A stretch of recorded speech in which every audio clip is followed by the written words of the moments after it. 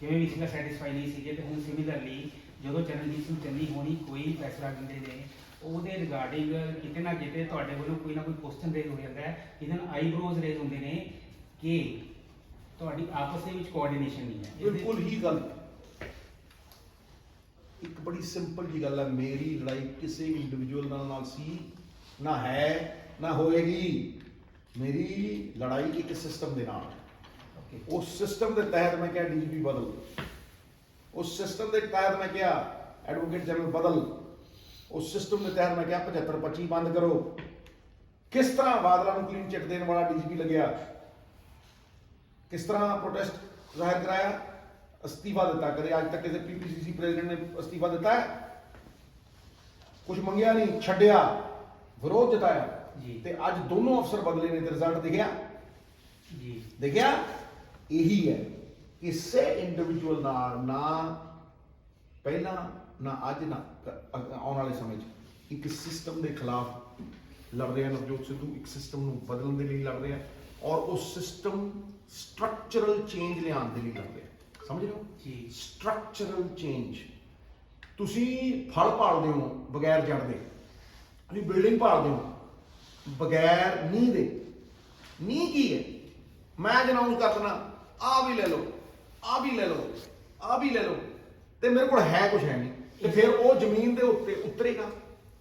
ਸਵਾਲ ਹੈ। ਇਸ ਦਾ ਇੱਕ ਸਪਲੀਮੈਂਟਰੀ ਸਵਾਲ ਹੈ ਜੀ ਕਿ ਜਿਵੇਂ ਹੁਣ ਤੱਕ ਉਹਨਾਂ ਨੇ ਪਿੱਛੇ ਜੇ ਵੀ ਕਿਹਾ ਹੈ ਕਿ ਅਸੀਂ 60 ਤੋਂ 70 ਵਾਅਦੇ ਕੀਤੇ ਨੇ ਹੈ ਨਾ, ਤੇ ਉਹਨਾਂ ਨੂੰ ਇੰਪਲੀਮੈਂਟ ਵੀ ਕਰ ਦਿੱਤਾ ਆ।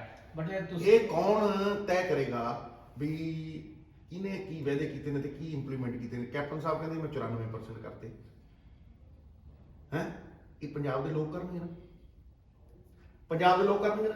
ਇਸੇ ਸਿਸਟਮ ਨੂੰ ਬਦਲਣ ਦੀ ਲੜਦਾ। ਕਹਿਣ ਨਾਲ ਧਰਤੀ ਤੇ ਜ਼ਮੀਨ ਤੇ ਉਤਰਦਾ ਨਹੀਂ ਕੁਛ, ਚਾਹੇ ਉਹ ਰੇਤਾ ਹੋਵੇ, ਚਾਹੇ ਉਹ 36,000 ਬੰਦਿਆਂ ਨੂੰ ਪੱਕਾ ਕਰਨਾ ਹੋਵੇ, ਚਾਹੇ ਉਹ ਪ੍ਰੋਫੈਸਰ ਜਿਹੜੇ ਬਾਹਰ ਧੱਕੇ ਖਾਂਦੇ ਫਿਰਦੇ ਨੇ, ਚਾਹੇ ਉਹ ਜਿਹੜੇ ਡਾਕਟਰ ਕਹਿੰਦੇ ਨੇ ਵੀ ਸਾਨੂੰ ਭੱਤਾ ਦੇ ਦਿਓ। ਇਹ ਭਾਈ ਇੱਕ ਪ੍ਰੋਪਰ ਰੋਡ ਮੈਪ ਦੇ ਨਾਲ, ਇੱਕ ਏਜੰਡੇ ਦੇ ਨਾਲ, ਇੱਕ ਗੇਮ ਪਲਾਨ ਦੇ ਨਾਲ ਹੀ ਹੋਏਗਾ। ਮੇਰੀ ਗੱਲ ਨੂੰ ਸਮਝਦੇ ਹੋ? ਯੂ ਰੇਟ ਅਬਿਲਿਟੀ ਇਨ ਮੈਨ ਬਾਈ ਵਾਟ ਦੇ ਫਿਨਿਸ਼, ਨਾਟ ਬਾਈ ਵਾਟ ਦੇ ਅਟੈਂਪਟ। ਮਤਲਬ ਕਿਸੇ ਦੀ ਕਾਬਲੀਅਤ ਦਾ ਅੰਕਲਨ ਕਰਨਾ ਹੋਵੇ ਤੇ ਇਹ ਦੇਖੀਦਾ ਕਿ ਉਹਨੇ ਕਾਰਜ ਖਤਮ ਕਿੱਦਾਂ ਕੀਤਾ। ਕਾਰਜ ਆਰੰਭ ਕਰਨ ਦੇ ਨਾਲ ਉਹਦੀ ਕਾਬਲੀਅਤ ਦਾ ਕੁਝ ਪਤਾ ਨਹੀਂ ਲੱਗਦਾ। ਜੇ ਮੈਂ ਕਹਿਣਾ, ਔਰ ਫਿਰ ਤੁਸੀਂ ਇੰਡੀਵਿਜੂਅਲ ਤੇ ਨਾਲ ਲੈ ਜਾਈਓ, ਜੇ ਮੈਂ ਕਹਿਣਾ ਜੀ ਪੰਜਾਬ ਦੇ ਲੋਕਾਂ ਨੂੰ ਫ੍ਰੀ ਰੇਤਾ ਮਿਲੇਗਾ, ਮਿਲ ਗਿਆ। 50 ਦੇ ਬਦਲੇ 100 ਰੁਪਏ ਕੇਬਲ ਮਿਲੂਗੀ, ਮਿਲ ਗਈ। ਇੰਨੇ ਬੰਦੇ ਮੈਂ ਪੱਕੇ ਕਰਤੇ, ਹੋ ਗਏ। ਆਹ ਲਾਲ ਲੋਰੀਆਂ ਹੋ ਗਈਆਂ। ਮੈਨੂੰ ਸਮਝਾਓ ਗੱਲ ਕਿੱਥੇ ਹੈ ਕਿ ਇਹ ਨਹੀਂ ਮੈਂ ਪੂਰੀ ਕਰਨਗੇ ਕਿਸੇ ਇੰਡੀਵਿਜੂਅਲ ਨਾਲ ਕੁਝ ਹੋਰ ਨਹੀਂ।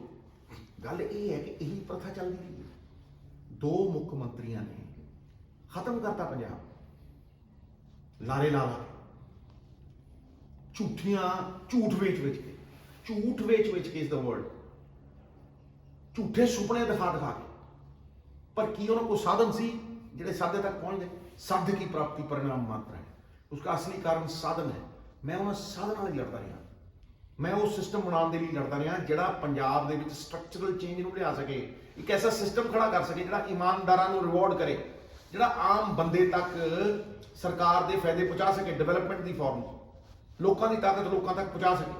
0.1% ਦਾ ਭਲਾ ਨਾ ਹੋਵੇ, 100 ਪਰਿਵਾਰ ਰਾਜ ਨਾ ਕਰਨ, 100 ਪਰਿਵਾਰ ਪੈਸੇ ਨਾ ਖਾਣ, ਸਟੇਟ ਦੇ ਖਜ਼ਾਨੇ ਨੂੰ ਲੁੱਟਣ ਨਾ, ਔਰ ਉਹ ਪੈਸਾ ਸਟੇਟ ਦੇ ਖਜ਼ਾਨੇ ਜਾ ਕੇ ਸੈਂਟਰ ਦੀਆਂ ਸਕੀਮਾਂ 'ਚ ਦੁੱਗਣਾ ਹੋ ਕੇ ਵਾਪਸ ਲੋਕਾਂ ਕੋਲ 3-4 ਗੁਣਾ ਹੋ ਕੇ ਜਾਵੇ। ਜਿਵੇਂ ਬੱਦਲ ਪਾਣੀ ਲੈਂਦਾ ਹੈ ਸਮੁੰਦਰ 'ਚੋਂ, ਫੇਰ ਆ ਕੇ ਧਰਤੀ ਤੇ ਭਰਾਉਂਦਾ ਤੇ ਨਦੀਆਂ 'ਚੋਂ 4 ਗੁਣਾ ਕਰਕੇ ਵਾਪਸ ਪਏ।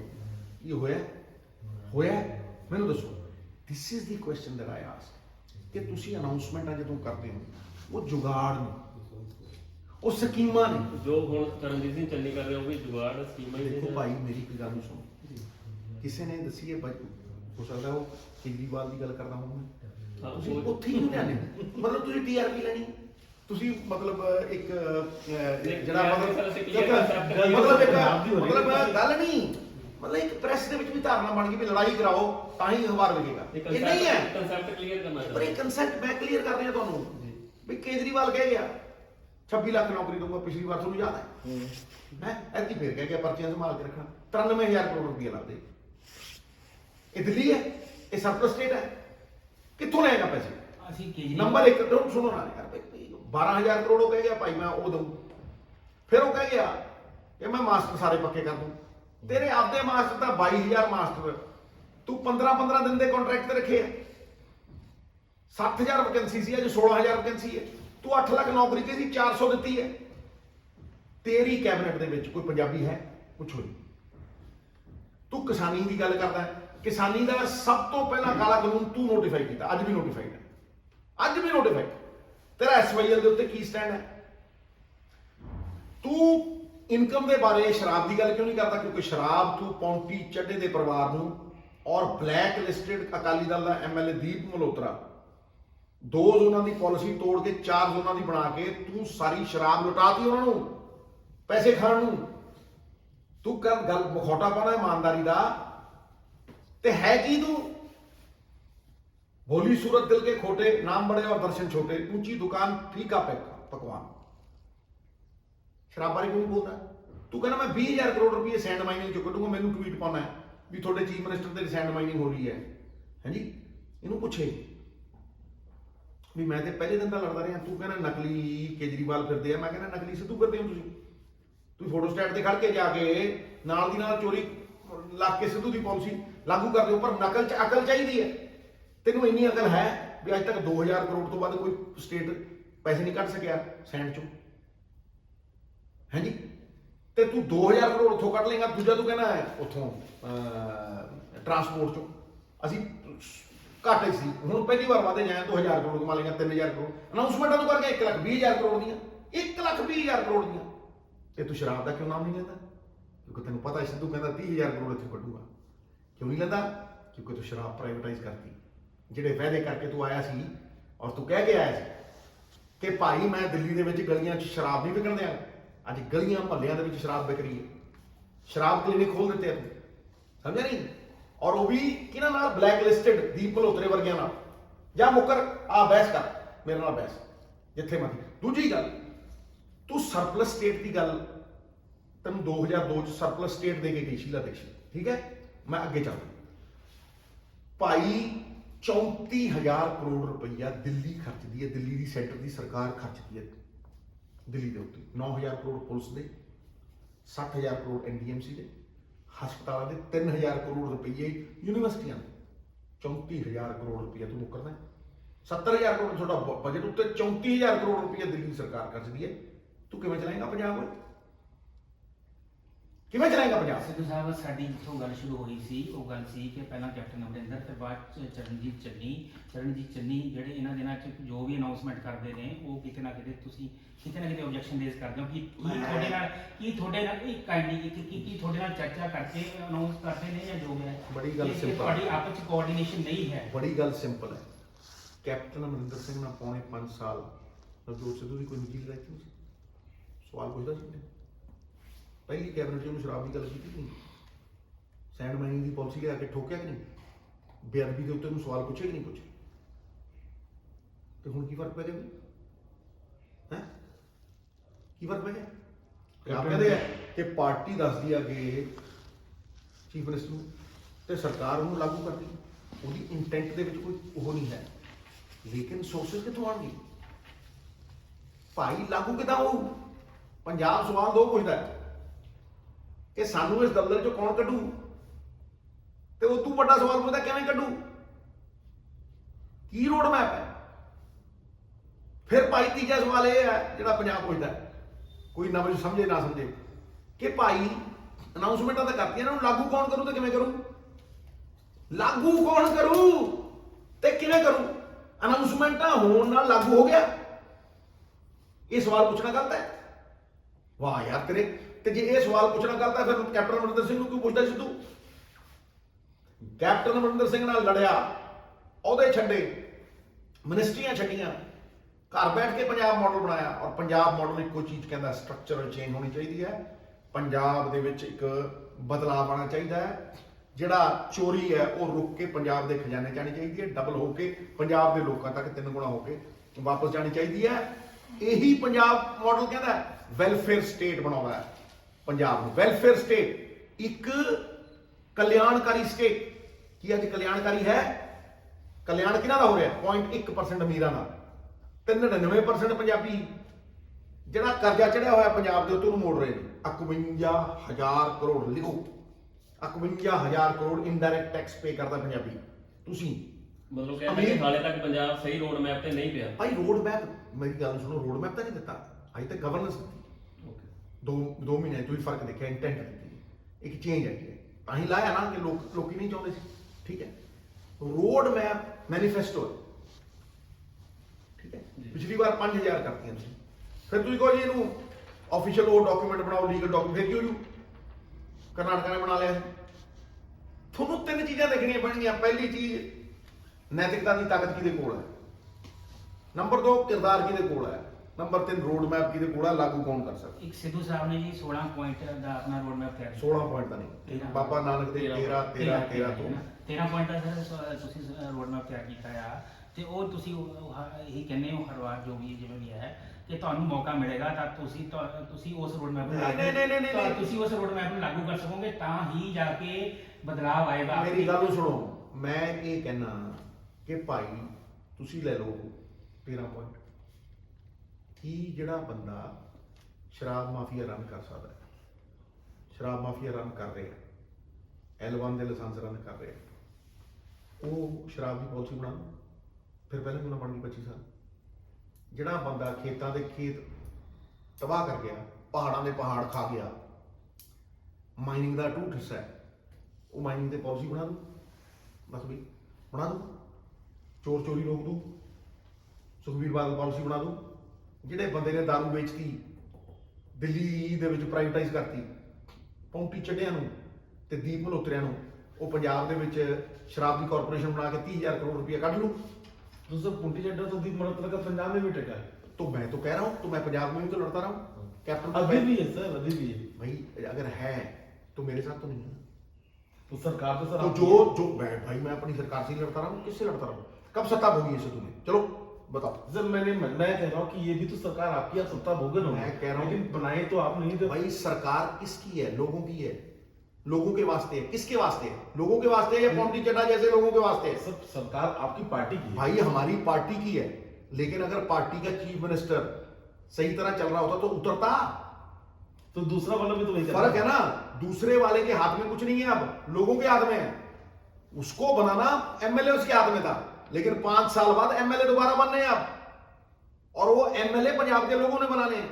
इस फर्क को समझो कि 5 साल पहले एमएलए बने थे दोस्त, अब लोग बनाएंगे नए एमएलए, और नए एमएलए तभी बनेंगे अगर आप लोगों को इस वादा खिलाफी के खिलाफ एक एक्शन प्लान दोगे और एक ऐसा बंदा दोगे जिसपे उन्हें भरोसा हो, क्योंकि बेभरोसगी है, ठीक है, जिसके ऊपर उनका भरोसा हो, मॉरल अथॉरिटी हो, एक रोड मैप हो और किरदार हो।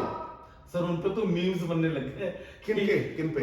आपकी चीफ मिनिस्टर के ऊपर मीम्स बनने लगे कि यार मेरा चीफ मिनिस्टर नहीं है, पंजाब के लोगों का चीफ मिनिस्टर है। सर आपकी पंजाब के एमएलए अगर मीम्स बन रहे हैं तो वो आप जवाब नहीं बनाओ, मीडिया है भाई। भाई मेरी एक बात सुनो, मैं तो इंडिविजुअल के बारे में बात ही नहीं करता हूं। आपने देखा कभी मैंने उसका नाम भी लिया हो? कभी नहीं लेता हूं मैं, किसी का नाम भी नहीं लेता हूं। मैं सिस्टम की बात करता हूं, और सिस्टम के खिलाफ अड़ के लड़ा हूं मैं, और आज भी खड़ा हूं मैं। किस वजह से खड़ा हूं? ईडी मेरे पे क्यों नहीं आई? क्यों? आज 200 अफसर बैठा है, इसकी बाजू में रोड, हमारा पिछला चीफ मिनिस्टर चाई चाई करता रहा, अपनी जान बचाता रहा, पंजाब को कहां बचाया? आज भी वो हराने के लिए नकारात्मक सोच लेके आ रहा है। पंजाब को जिताने की उसका कोई ख्याल है?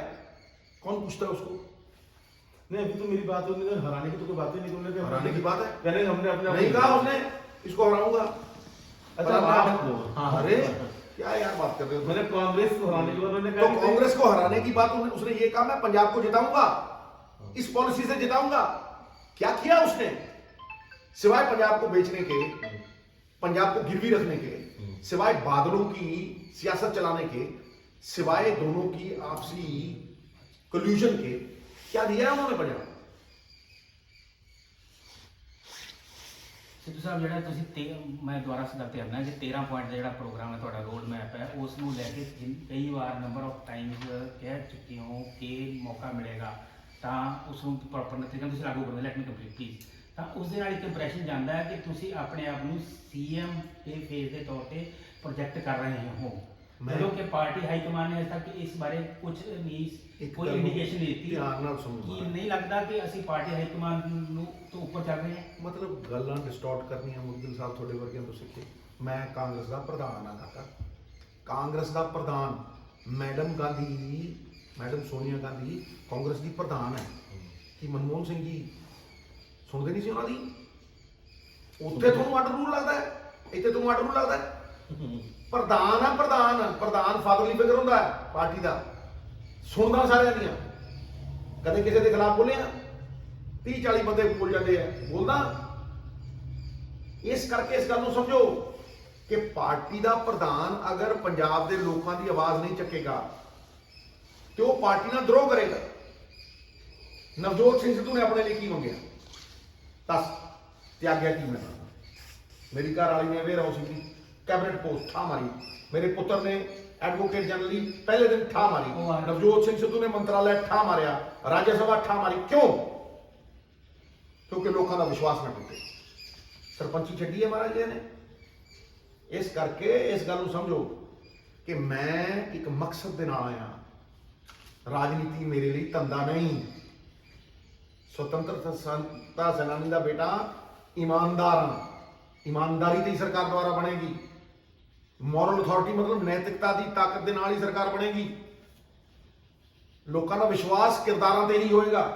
ਔਰ ਇੱਕ ਰੋਡ ਮੈਪ ਕਿ ਭਾਈ ਕੌਣ ਕੱਢੂ ਤੇ ਕਿਵੇਂ ਕੱਢੂ, ਕਿਹੜੀ ਰਾਹ ਤੇ ਪਾਉ ਤੇ ਡਿਲੀਵਰ ਕਿਵੇਂ ਕਰੂ। ਇੱਕ ਸਿੱਧੂ ਸਾਹਿਬ, ਇੱਕ ਪਾਰਟੀ ਦਾ ਪ੍ਰੋਟੋਕੋਲ ਹੁੰਦਾ ਹੈ, ਉਹਨੂੰ ਹਰ ਇੱਕ ਨੇ ਫੋਲੋ ਕਰਨਾ ਹੁੰਦਾ ਹੈ।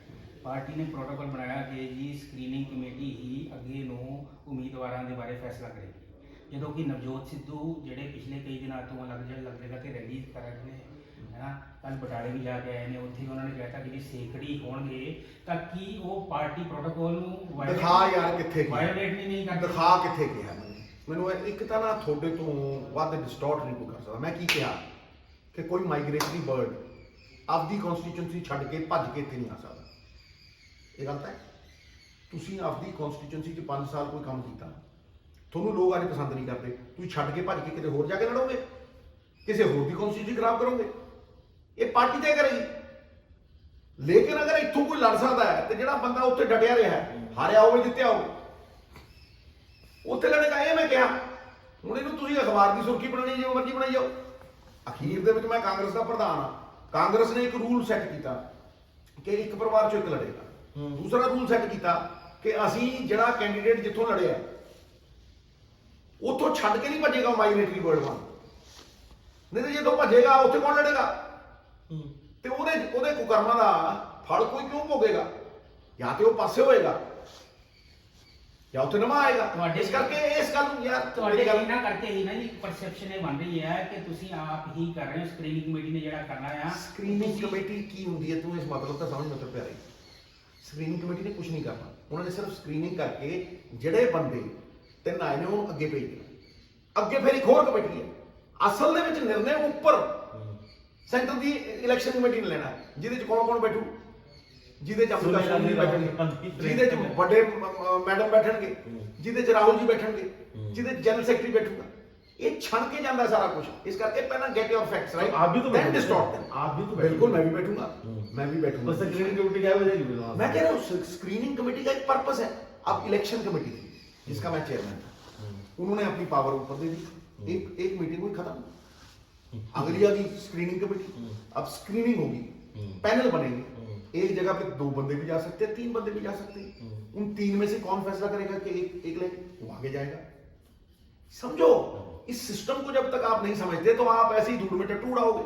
अच्छा सर, एक सवाल मेरा जी कि कैप्टन अमरिंदर के सामने किसको लेकर गया है? किसको? ये हम आपको क्यों बताएं?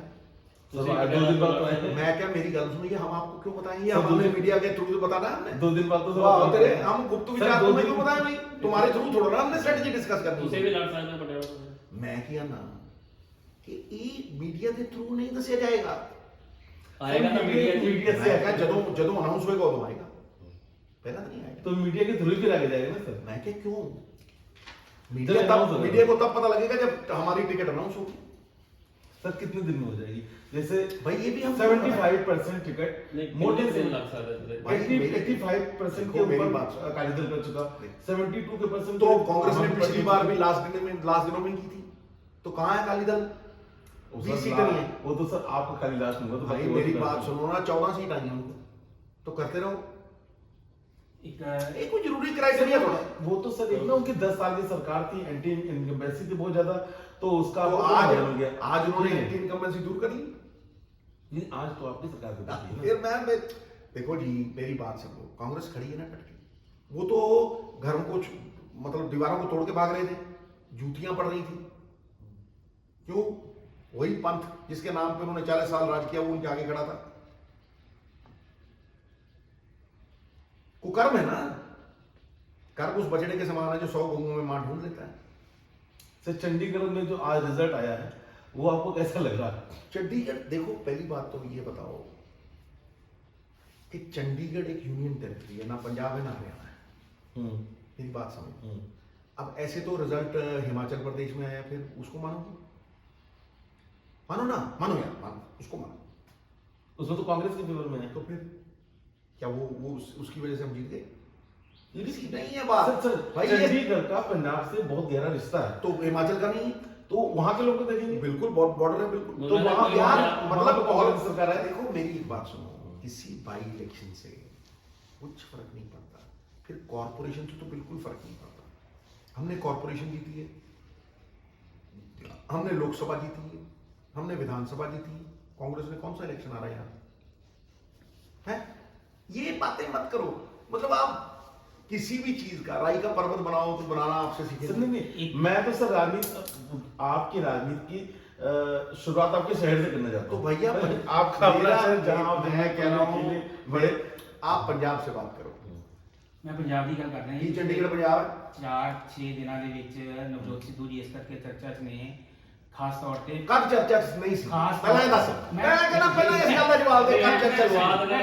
हमेशा चर्चा खास करते तौर हैं। हमेशा हाँ। क्यों? क्योंकि नवजोत सिंह सिद्धू सच बोलता है, सच बोलਣ ਦੀ सर पीछे जो जे ਮੈਂ ਖਾਸ ਤੌਰ ਤੇ ਉਹ ਜਿਹੜੀ ਖਾਸ ਤੌਰ ਤੇ ਆਪਣੀ ਫੋਰਸ ਨੂੰ ਲੈ ਕੇ ਨਾ ਜੀ, ਡਿਸਪਲਿਨਰੀ ਫੋਰਸ ਪੰਜਾਬ ਪੁਲਿਸ ਨੂੰ ਲੈ ਕੇ ਤੁਸੀਂ ਤੁਹਾਡੇ मैं ਅੱਜ कहना ਉਹ ਦੋ ਵਾਰ ਸਟੇਟਮੈਂਟ ਆਈ ਹੈ ਕਿ ਪੈਂਟ ਗਿੱਲੀ ਹੋ ਜਾਏਗੀ। मैं ध्यान ਨਾਲ ਉਸ ਨੂੰ ਸੁਣ, ਲੈ ਕੇ मैं ਵੀ- ध्यान ਨਾਲ ਸੁਣਦਾ, मैं तुम ध्यान ਨਾਲ ਅੱਜ ਦਿਨ देखो एक गल समझो, ਦਿਲਸ਼ੇਰ ਸਿੰਘ ਚੰदेल ਉਹ ਯਾਰ ਛੱਡਣਾ ਯਾਰ, ਮੈਂ ਸੁਣ ਲਿਆ। ਕੇਸੀ ਸੂ ਫਾਈਲ ਕੀਤਾ ਮੈਂ ਕਿਹਾ ਕਰੀ ਜਾਣ ਦਿਓ ਜਿੰਨਾ ਮਰਜ਼ੀ। ਮੈਂ ਕਹਿੰਦਾ ਅਗਰ ਕਿਸੇ ਇੱਕ ਬੰਦੇ ਨੂੰ ਵੀ ਠੇਸ ਪਹੁੰਚੀ ਹੈ, ਮੈਂ ਕਿਸੇ ਇੰਡੀਵਿਜੂਅਲ ਬਾਰੇ ਗੱਲ ਕੀਤੀ, ਇੱਕ ਮੈਂ ਕਹਿੰਦਾ ਤੁਹਾਨੂੰ ਲੋਹੇ ਕੇ ਚਨੇ ਚਬਾਨਾ, ਇਹਦਾ ਮਤਲਬ ਇਹ ਹੈ ਵੀ ਮੈਂ ਲੋਹੇ ਦੇ ਚਨੇ ਮੂੰਹ 'ਚ ਪਾ ਕੇ ਐਂ ਚੱਬ ਰਿਹਾ। ਉਹਦਾ ਮਤਲਬ ਇਹ ਹੈ ਕਿ ਬੰਦਾ ਇਹ ਜਿਹਾ ਯਾਰ ਪੁਲਿਸ ਵਾਲਾ ਵੀ ਇਹ ਤੋਂ ਡਰਦਾ। ਜੇ ਕਿਸੇ ਨੂੰ ਠੇਸ ਪਹੁੰਚੀ ਹੈ ਇਸ ਗੱਲ ਦੇ ਵਿੱਚ, ਮੈਨੂੰ ਕੋਈ ਆਪੱਤੀ ਨਹੀਂ, ਸ਼ੋ ਮਾਈ ਰਿਗਰੈਟ। ਕੋਈ ਇੰਡੀਵਿਜੂਅਲ ਦੀ ਗੱਲ ਥੋੜਾ ਨਾ ਹੋ ਰਹੀ ਹੈ ਗੁਰੂ। ਤੁਸੀਂ ਇਸ ਨੂੰ ਲੈ ਕੇ ਅਪੋਲੋਜਾਈਜ਼ ਕਰ ਰਹੇ ਹੋ भाई मैं रिग्रेट शो कर रहा कि जे किसी ਨੂੰ ठेस पहुंची है, मेरा मनसूबा नहीं सी खत्म। अच्छा सर इन्नी केड़ी बड़ी गल तोप चल गई, मैं खत्म हो गई गल। सर, भाई पुलिस वाले साडी पग नहीं, मैं पुलिस वालियां ਨੂੰ साडी पग नहीं, खत्म। सर आगे चलो। एक सवाल ये कि जो मजीठिया पे पर्चा हुआ हाँ जी। उसको लेकर के ना बार बार सवाल, आपकी पार्टी में भी सवाल उठ रहे हैं, आपके मिनिस्टर्स ने भी एक दो इधर उधर स्टेटमेंट दिए कि ये पॉलिटिकल वेंडेटर है। अच्छा। उन्होंने बोला और बिना किसी सबूत के ये पर्चा दर्ज हुआ। ये दो किसने बोला। कहा? स्टंट आम आदमी पार्टी ने। नहीं हमारी पार्टी ने, आपकी पार्टी से कहा, आम आपकी आदमी पार्टी पार्टी से कहा। अभी मंत्री बादल ने कुछ दिन पहले बात उसकी बोली। स्टेटमेंट पूरी सुनो, काट के मत चलाओ। सब मैंने पूरी स्टेटमेंट सुनी। देखो मेरी एक बात सुनो, जिस मकाम पे एक सरकार बनी तब कहना था,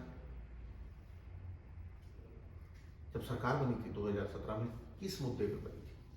मरी इसी बेअदबी पे बनी थी ना, बेअदबी और नशा, ठीक है?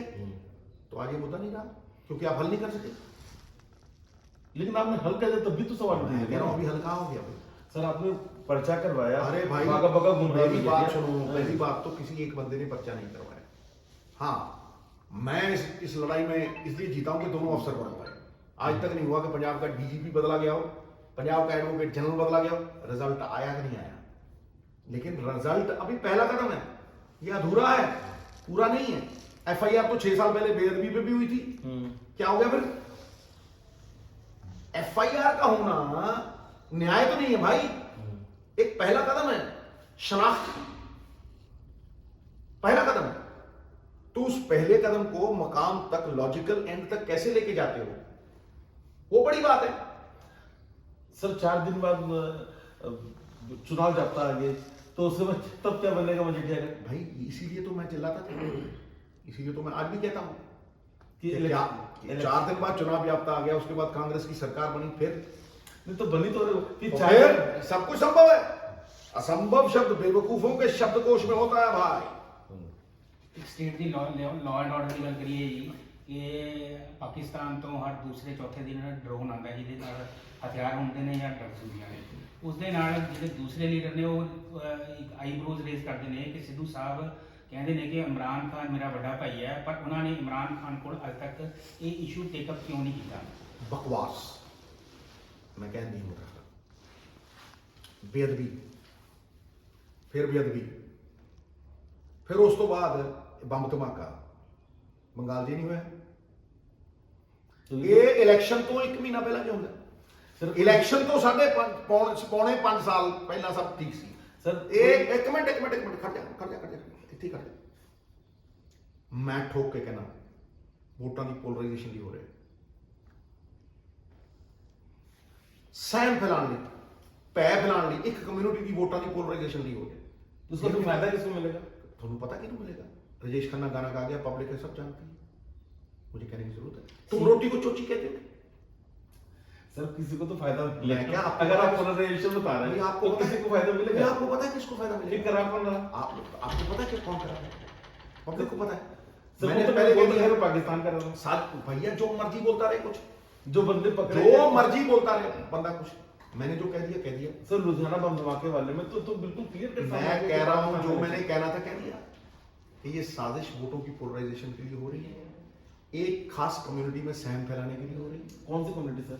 आपको पता है कौन सी कम्युनिटी? ਸਿਮਿਲਰਲੀ ਕਰਨ ਤੋਂ ਪਿਛਲੇ ਦਿਨੀ ਕਹਿ ਚੁੱਕੇ ਨੇ ਕਿ ਪਾਕਿਸਤਾਨ ਦੇ ਵਿੱਚ ਕਿਸੇ ਹਿੰਦੂ ਜਾਂ ਸਿੱਖ ਰਿਲੀਜੀਅਸ ਪਲੇਸ ਦੇ ਉੱਤੇ ਕੋਈ ਅਟੈਕ ਹੋਇਆ ਹੈ ਤਾਂ ਨਵਜੋਤ ਸਿੱਧੂ ਹੋਣਾ ਨੇ ਉਹਦੇ ਤੇ ਕਦੇ ਰਿਐਕਟ ਨਹੀਂ ਕੀਤਾ। ਬਈ ਜ਼ਰੂਰੀ ਹੈ ਕਿ ਮੈਂ ਐਰੇ ਗੈਰੇ ਨੱਥੂ ਖੈਰੇ ਬਾਰੇ ਬੋਲੀ ਜਾਵਾਂ? ਮੈਂ ਤੈਨੂੰ ਜਵਾਬ ਦਿੰਦਾ, ਮੈਂ ਜੋ ਗੱਲ ਕਰਨੀ ਹੁੰਦੀ ਆਪਦੀ ਕਰਦਾ, ਨਾ ਮੈਂ ਕਿਸੇ ਤੋਂ ਉਂਗਲ ਚੱਕਦਾ, ਨਾ ਮੈਂ ਕਿਸੇ ਇੰਡੀਵਿਜੂਅਲ ਦੀ ਗੱਲ ਕਰਦਾ। ਮੈਂ 100 ਵਾਰ ਸਮਝਾ ਲਿਆ, ਨਹੀਂ ਸਮਝਦੇ ਤੁਸੀਂ। ਮੈਂ ਕਹਿ ਰਿਹਾ ਤੁਹਾਨੂੰ ਕਿ ਮੈਂ ਸਿਸਟਮ ਦੀ ਗੱਲ ਕਰਦਾ, ਮੈਂ ਸਰਕਾਰਾਂ ਦੀ ਗੱਲ ਕਰਦਾ, ਮੈਂ ਪਾਲਿਸੀ ਦੀ ਗੱਲ ਕਰਦਾ।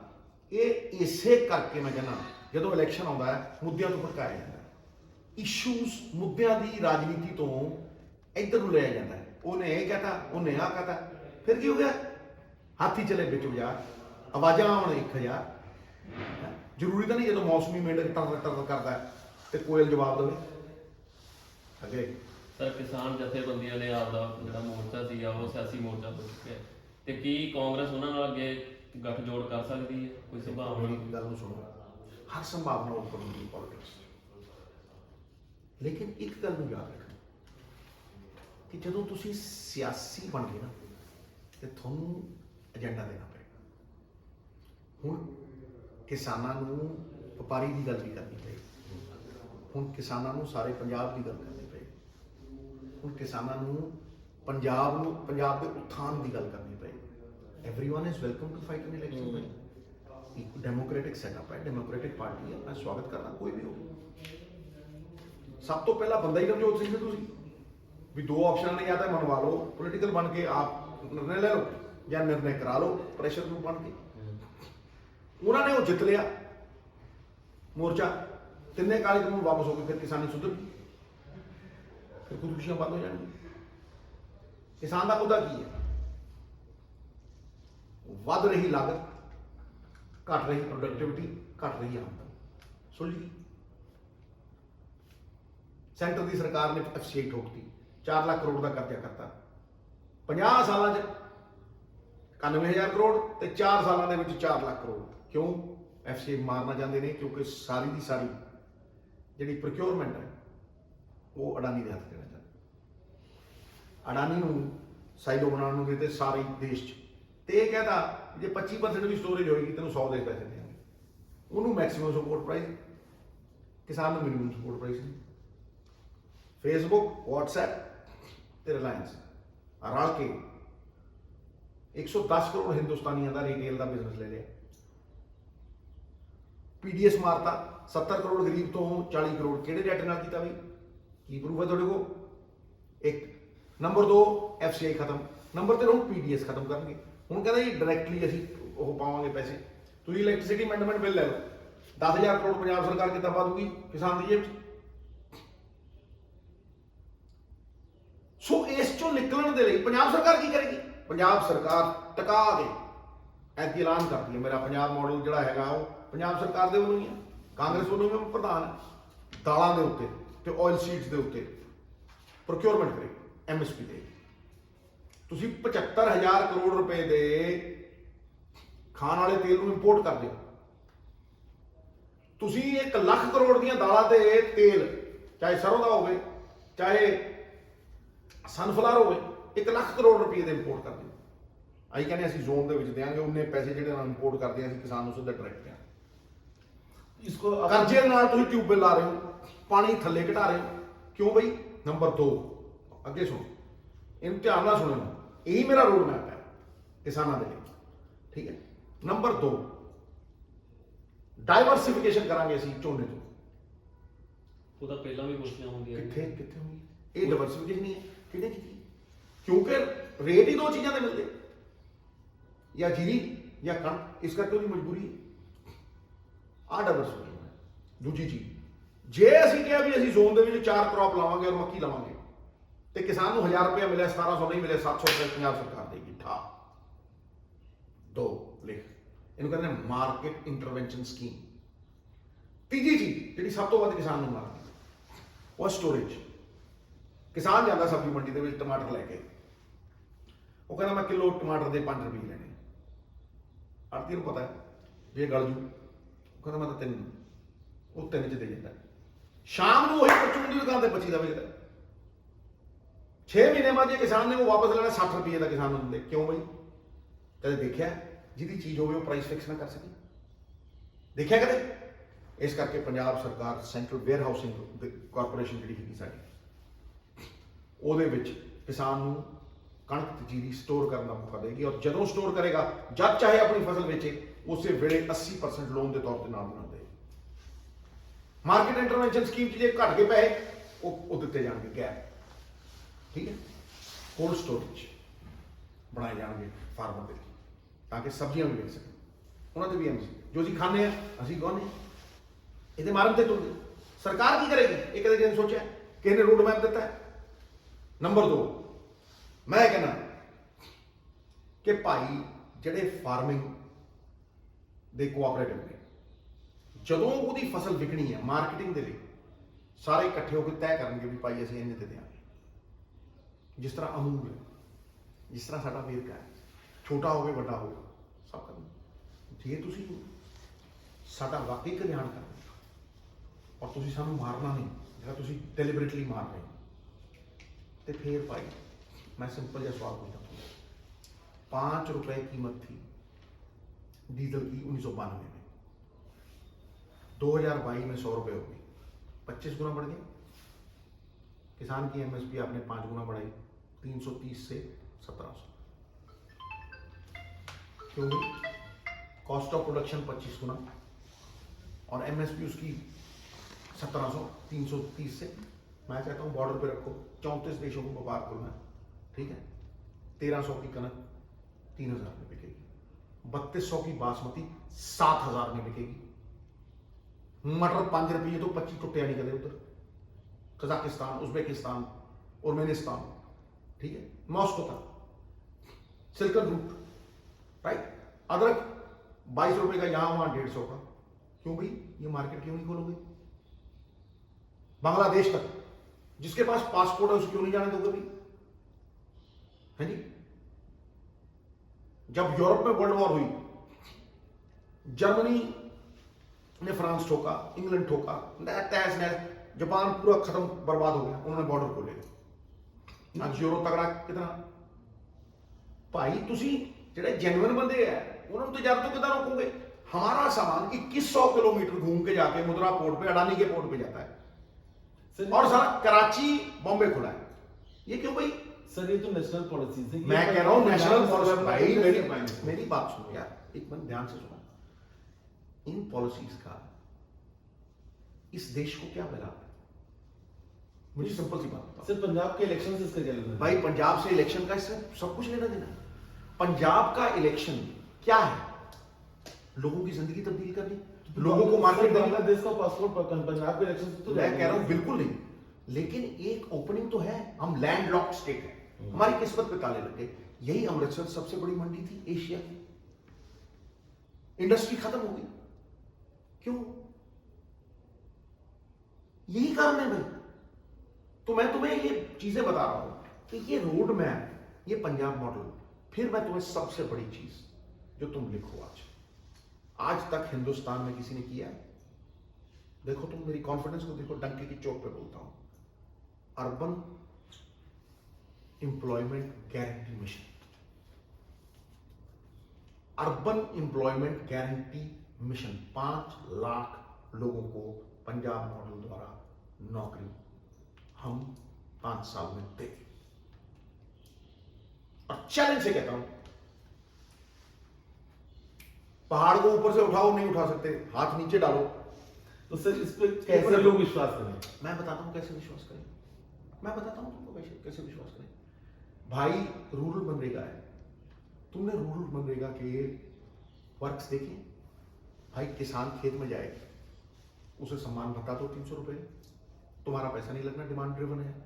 खेत मजदूर किसान के खेत में उतरे, उसे 320 रुपए दो। तुम्हारा क्या लगता है? सारा सेंटर दे रही है। लेकिन इसमें मैं तुम्हें बताऊंगा कि ये 5 लाख मुझ पे विश्वास क्यों करते हैं लोग? क्योंकि जो जबान से निकला उस पर खड़ा रहा सिद्धू। कौन सा स्टैंड ऐसा है जो पूरा नहीं? क्यों चर्चा है? मेरी एक बात समझो, मैं अगर एक कह रहा हूं कि अर्बन गारंटी मिशन, उसमें क्या कह रहा हूं कि वो रजिस्टर करे। अगर वो रजिस्टर करने के बाद उसे 300 रुपए, 350 रुपए नहीं मिलते सरकार को, सर ये 2000 क्यों कह रहा हूं? मैं क्यों कह रहा हूं? क्योंकि मुझे एक चीज की बजटरी एलोकेशन पता है। ये क्यों फ्लॉप हो जाती हैं जो स्कीम्स होती हैं? क्योंकि इनके पीछे ना बजटरी एलोकेशन है, ना रिसर्च है, ना कोई रोड मैप है, ना पॉलिसी है। पंजाब अगर ऊपर आएगा तो लॉलीपॉप से नहीं आएगा, नीति से आएगा, पॉलिसी से आएगा। ਤੁਸੀਂ ਬਜਟਰੀ ਰਿਸਰਚ ਐਂਡ ਬਜਟਰੀ ਐਲੋਕੇਸ਼ਨ ਦੀ ਗੱਲ ਕਰ ਰਹੇ ਹੋ ਕਿ ਜਿਹੜੇ ਆਪਣੇ ਮੌਜੂਦਾ ਵਿੱਤ ਮੰਤਰੀ ਨੇ ਮਨਪ੍ਰੀਤ ਜੀ, ਕੀ ਉਹ ਇਸ ਮਾਮਲੇ ਦੇ ਵਿੱਚ ਉਹਨੇ ਸਕਸੈਸਫੁਲ ਨਹੀਂ ਹੋਏ ਕਿ ਐਲੋਕੇਸ਼ਨ ਨੂੰ ਤੇ ਰਿਸਰਚ ਦੇ ਰਿਗਾਰਡਿੰਗ ਉਹਨਾਂ ਨੇ ਕੁਝ ਹੋਮਵਰਕ ਕੀਤਾ ਹੋਵੇ ਜਾਂ ਆਪਣਾ ਰੋਡ ਮੈਪ ਤਿਆਰ ਨਹੀਂ ਕੀਤਾ? देखो जी, पिछली बार कितने पेजों का डॉक्यूमेंट सी मैनिफेस्टो किने बनाया सी? कांग्रेस ने बनाया। नहीं किने बनाया सी? देखो ना, पढ़ो, कर कर कर ਮੰਤਰੀ देखो देखो कौन सी? ਮਨਪ੍ਰੀਤ ਜੀ ये तुसी चेक करो, ਜੀ पूछो की होया? कट की होया? फट की होया? इत्या की होया? की होया? वे मैं नहीं प्रूफ देने, ये लोगों ने ते नवजोत सिंह सिद्धू ने जो जवानों कढ़िया, जे ये भी कहा ना कि अमृतसर तो ही इलेक्शन लड़ा ते यूनियन मिनिस्ट्रियां छड्डियां नवजोत सिंह सिद्धू, एमपी की भी छड्डी। ਮਤਲਬ ਤੁਸੀਂ ਇਸ ਚੀਜ਼ ਨੂੰ ਕਨਫਰਮ ਕਰ ਰਹੇ ਹੋ ਜੀ? मैं किसी चीज को कन्फर्म नहीं कर रहा, उधर मैं अपने मैं किसी को कन्फर्म नहीं कर रहा, मैं एक चीज को कन्फर्म कर Writing रहा on कि the board, जो कोई भी किसी चीज को कन्फर्म नहीं कर रहा। गलत, रीड बिटवीन द लाइन। गलत है, देख रिकॉर्डिंग हो रही है नाल, गलत। मैं किसी चीज को कन्फर्म नहीं कर रहा, मैं एक को गल कह रहा कि वादा खिलाफी हुई तो क्या 1 लाख करोड़ का कर्जा माफ कर देंगे, हो गया। तू क्या 26 लाख नौकरियां देंगे, हो गया। नवजोत सिद्धू पिछली बार भी इसे एजेंडे ते आया सी, यही कहना सी कि तमिलनाडु 30-35 हजार करोड़ रुपया कमाਉਂਦਾ, 30,000 करो। सर आखिरी के 13 दिन आपके पास सैंड माइनिंग की पॉलिसी लेके आया सर सी। 13-14 दिन सर आपने भी प्रचार किया अपना, तो आपका वहां मैनिफेस्टो क्या हुआ करता था? जब अमृतसर में आपने असेंबली इलेक्शन में गए थे तो आप इसी मैनिफेस्टो में गए थे ना? निकालो, आपको देखो क्या कहा। तो मतलब आपको पहले सुनो क्या कहा, सुनो क्या कहा। बादलों की 6,000 बसें कहां से हुई? किस चीज पे वोट डाली नवजोत सिंह सिद्धू को लोगों ने? 56 सीटों पे 54 क्यों जीते? कहा 2 सीटें थी, 2 बसें थी इनकी डब्बली में, 6,000 कैसे हुई? पंजाब के दुखों पे सुख विलास कैसे बना? पंजाब के होटल घाटे में कैसे चले गए? पूछो, देखो ना। फिर ये बोलो कि ये लूटा जो ढाबे, ये कुटिया ते लुटिया, सर ये किसने? और फिर ये क्या कहा था कि माफिया जब तक खत्म नहीं करेंगे, माफिया जब तक खत्म नहीं करेंगे, पंजाब की होती हुई चोरी हम पंजाब के खजाने में नहीं डालेंगे, हम पंजाब को खड़ा नहीं कर ਸਰ सकते। ਪੰਜਾਬ ਦੇ ਲੋਕ ਤੁਹਾਡੇ ਤੇ ਕਾਂਗਰਸ ਤੇ ਵਿਸ਼ਵਾਸ ਕਿਉਂ ਕਰਨ? 4.5 ਸਾਲ ਤੁਹਾਡੀ ਹੀ ਸਰਕਾਰ ਸੀ, ਤੁਸੀਂ ਆਪ ਮੰਨਦੇ ਹੋ ਵੀ ਜਿਹੜੇ ਮੇਨ ਮੁੱਦੇ ਸੀ ਉਹ ਪੂਰੇ ਨਹੀਂ ਹੋਏ, ਹੁਣ ਇਸ- ਲੋਕ ਫਿਰ ਤੁਹਾਡੇ ਤੇ ਵਿਸ਼ਵਾਸ ਕਿਵੇਂ ਇਸੇ ਕਰਨਗੇ? ਕਰਕੇ ਕਿਸੇ ਤੇ ਨੇ 100 ਕੰਮ ਨਹੀਂ, ਕਿਸੇ ਕੈਪਟਨ ਨੇ ਇਸੇ ਪੂਰਾ। ਕਰਕੇ ਤੇ ਕੈਪਟਨ ਅਮਰਿੰਦਰ ਸਿੰਘ ਲੈ ਗਏ। ਜੇ ਵਿਸ਼ਵਾਸ ਨਾ ਕਰਦੇ ਹੁੰਦੇ ਤੇ ਇੰਨੇ ਇਲੈਕਸ਼ਨ ਜਿੱਤ ਜਾਂਦੇ। ਪਰ ਪਾਰਟੀ ਤਾਂ ਉਹੀ ਹੈ ਨਾ ਸਰ, ਮੈਂ ਕਿਹਾ ਤੁਹਾਡੇ ਕਹਿਣ ਤੇ ਕਿਉਂ ਵਿਸ਼ਵਾਸ ਕਰਦਾ? ਉਹੀ ਮੈਂ ਪੁੱਛਦਾ ਵੀ ਤੁਹਾਡੇ ਤੇ ਕਿਉਂ ਮੈਂ ਕਿਹਾ ਵਿਸ਼ਵਾਸ ਮੇਰੇ ਕਰਨਾ? ਕਹਿਣ ਦੇ ਉੱਤੇ ਮੈਂ ਤੈਨੂੰ ਕਹਿ ਰਿਹਾ ਮੋਰਲ ਅਥਾਰਟੀ 1, ईमानदारी 2, एजेंडा 3, तीजी गल डिलीवर कौन करेगा? ਕੌਣ अन्य ਕਰੇਗਾ ਲੋਕ ਇਹ? अन्य जिदा काना राजा हुंदा काका, इत्थे ते अन्ना मारे अन्ने नूं ते घसोन वजे कम नहीं। केजरीवाल सुखा कप्पी बंदा कौन है समझ लिया? ਤੁਸੀਂ ਦੱਸੋ ਕੌਣ मैं ਲਾ क्या तू दसी अखबार दस ते तेरी अखबार पता लग जू कित्थे खड़ी है। दस ना कि सुखबीर बादल सिंह सब तो ईमानदार आदमी है, 40 करोड़ जमा कराए। ਤੁਹਾਨੂੰ ਕੌਣ ਲੱਗਦਾ ਵੀ ਕੌਣ ਹੈ? ਮੈਨੂੰ ਕੌਣ ਲੱਗਣ ਦਾ ਸਵਾਲ ਹੀ ਨਹੀਂ ਹੈ। ਪੰਜਾਬ ਦੇ ਲੋਕਾਂ ਨੂੰ ਕੌਣ ਲੱਗਦਾ ਇਹ ਸਵਾਲ ਹੈ? ਪੰਜਾਬ ਦੇ ਲੋਕ ਠੋਕ ਦੇਣਗੇ, ਬੀਜ ਦੇਣਗੇ ਬਗੈਰ ਏਜੰਡੇ ਦੇ। ਪੰਜਾਬ ਦੇ ਲੋਕਾਂ ਨੇ ਚੁਣਨਾ ਹੈ। ਇਹ ਧਰਤੀ ਐਤਕੀ ਤੈਅ ਕਰੇਗੀ ਇਹਦਾ ਵਾਰਿਸ ਕੌਣ ਹੈ, ਔਰ फाड़ के जमीन आ जाए।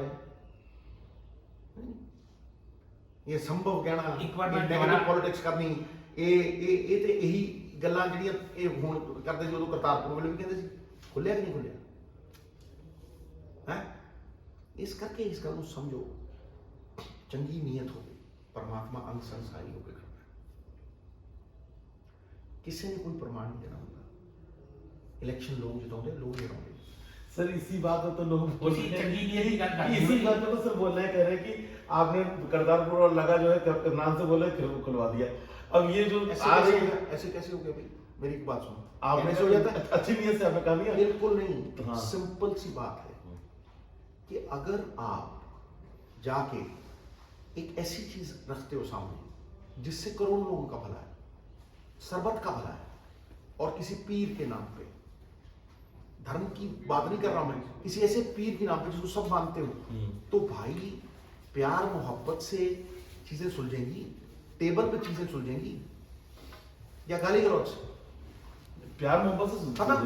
अब चंगी नीयत की गल कर रहे हैं कि ये एक बार दोबारा मैं गल करदा कि की नवजोत सिंह सिद्धू अपने आप को पेश कर रहे हैं सीएम के चेहरे के तौर पे? बिल्कुल नहीं। सर बात है दूसरी, मैंने कहा चंगी नीयत से सर वो कह रहे हैं, सर वो कह रहे मेरी हैं गल ਨੂੰ ਸੁਣ, ਮੈਂ ਇੱਕੋ ਗੱਲ ਕਹਿ ਰਿਹਾ ਕਿ मेरी गल ਨੂੰ सुन, सिंपल सा जवाब एक, अब तक एमएलए फैसला करते थे कौन क्या करेगा, क्योंकि वो लोगों के चुने हुए नुमाइंदे थे। अब पंजाब के लोग फैसला करेंगे कौन एमएलए होगा, कौन पॉलिसी को इंप्लीमेंट करेगा, कौन डिलीवर करेगा, और कौन जिताएगा, कौन हराएगा। ये पंजाब के लोगों के ही फैसले होंगे। और इसीलिए मैं कहता हूं कि पंजाब के लोग इस बार बेवकूफ नहीं बनने वाले। They will look at 3 things, नैतिकता 1, किरदार 2, एजेंडा 3। ये नंबर 1 नैतिकता, शायद तुम मॉरल अथॉरिटी नहीं समझे, सॉरी। नैतिकता। नंबर 2 किरदार, विश्वास किस पे होता है? देखो कोई जीनियस हो, तेंदुलकर जैसा लोग विश्वास करते हैं ना, उस पर लोग इसको प्रशंसा करते हैं, सॉरी विश्वास प्रशंसा करते हैं, हाँ यार बड़ा बढ़िया, आइंस्टाइन बहुत बढ़िया।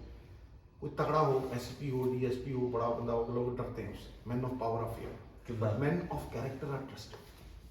विश्वास होता है, किरदार होती है। किरदार क्या है कि किरदार, ये अगर लाइन लिख लोगे तो इसी में सारा कुछ समाया है। किरदार वो होता है जो खुद से ज्यादा समाज का सोचे, जो अपने स्वार्थ से ऊपर उठ के समाज के भले का सोचे। Thank you very much. लेकिन sir captain Amarinder Singh, captain Amarinder Singh बोलते हैं कि सिद्धू तो अविश्वसनीय व्यक्ति है वो। तभी तो कैप्टन अमरिंदर सिंह घर बैठा है, उसकी गाड़ियों पे 400 बंदे चढ़ के कहते हैं चोर होए, तभी कहते हैं ना, तभी तो घर बैठा दिया उसको। Thank you. स्टेट की गल करते रहे जी आप, तो ਤੁਹਾਡੇ ਸ਼ਹਿਰ ਦੀ ਗੱਲ ਕਰਦੇ ਹਾਂ ਪਟਿਆਲੇ ਦੀ। ਪਿਛੇ ਪਟਿਆਲਾ ਇਸ ਮਾਮਲੇ 'ਚ ਵੀ ਚਰਚਾ 'ਚ ਰਿਹਾ ਕਿ ਇੱਥੇ ਨਿਗਮ ਦੇ ਵਿੱਚ ਜੋ ਹੋਇਆ ਮੇਅਰ ਦੇ ਅਗੇਂਸਟ ਵਿਸ਼ਵਾਸ ਪ੍ਰਸਤਾਵ ਲਾਇਆ ਗਿਆ, ਬਟ ਉਹ ਜਿਹੜਾ ਸੀਗਾ ਗਵਰਨਮੈਂਟ ਸਪੋਰਟਡ ਜਿਹੜੇ ਸੀ ਉਹ ਪਰਪਸ ਨਹੀਂ ਸਿਰ ਚੜਿਆ। ਇਸ ਦੇ ਬਾਰੇ ਤੁਹਾਡੇ ਕਹਿਣਾ? मेरी गल सुनो, ਤੁਸੀਂ ਗੱਲ ਕਰਦੇ ਹੋ ਟੋਬੇ ਦੀ ਤੇ ਮੈਂ ਗੱਲ ਕਰਦਾ ਸਮੁੰਦਰ ਦੀ, ਆਪਾਂ ਸਮੁੰਦਰ ਦੀ ਗੱਲ ਕਰੀਏ।